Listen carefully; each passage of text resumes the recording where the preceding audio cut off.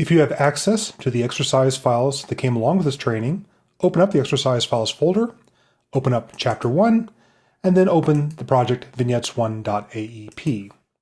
If you don't have access to these files, don't worry, you can try these techniques on your own footage. Let's start with 1.1 Mask Starter. Our goal here is to take this woman, focus on her face, and to make the rest of the image recede into the background. And to do that, I'm going to start with using mask shapes. Now eventually, the vignette needs to go on its own layer, but it's much easier to mask the layer that actually has the object you're trying to focus on.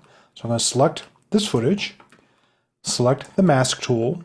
I'm going to switch to the ellipse tool, most common for this sort of technique. You can try the other tools as well. And I'm going to start dragging out my mask.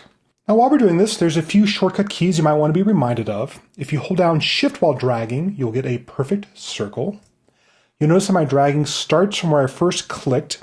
If I hold the Command key, it centers on where I clicked instead of starting where I clicked. So I could say start on her nose and drag out from there holding Command key on Mac or Control key on Windows. The last handy keyboard shortcut is, before you release the mouse, if you hold down the space bar, you can move the mask wherever you want.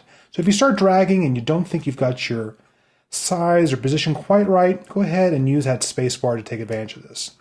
I'll pull it out like that, and I can always edit this mask later. And I'll press V to return to the selection tool. Now that I have this mask shape, I need to move it to a solid layer. I can either edit, cut the mask, or if I think I'm ever going to be coming back, I'll just copy the mask for now and turn it from add to none, so it no longer has effect on that footage. Next, I'm going to create layer, new, solid. You can also create a shape layer if you like, but we'll start with traditional solids. I'm going to make its color black. Vignettes are typically black. You could go a little bit into, say, the sepia range for an old-timey look, or even go into something like a colder blue look, but we'll just start with black for now. Okay, I'm going to make it the comp size. Everything's good. There's my solid on top. I previously copied my mask. Now I'll just paste it, and there's the mask on the solid. There's a few things we need to do to prepare this mask. I'm going to type MM, two M's in quick succession, to reveal all of the mask properties.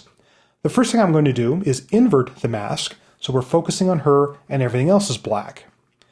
Next thing I'm going to do is increase the feather to kind of soften the range here of how the mask falls off around her face and around her hair. I'm actually going to turn off the mask outline right now so it doesn't distract me and I can focus on her. Now a really handy parameter in After Effects a few people know about is mask expansion. If I start increasing the feather to the amount I like and find it takes up too much of the image or too little, I can shrink the mask or expand it back out again. So go ahead and balance off mask expansion and mask feather to get the look that you like. If you find your mask is not centered, you can just go ahead and select mask path and use the cursor keys, such as right arrows, to start to move the mask over a little bit, maybe move down a little bit and get the shape that you want. Now that I have the general mask shape that I like, I'm going to press Shift-T to also reveal the opacity of this layer, and then merely fade the layer to get the amount of darkening that I want. Now that's a nice bit of vignetting right there where I'm really focusing on her face and the background recedes back into the black. I can go ahead and animate this parameter. I can do just a very light touch to it, whatever I like.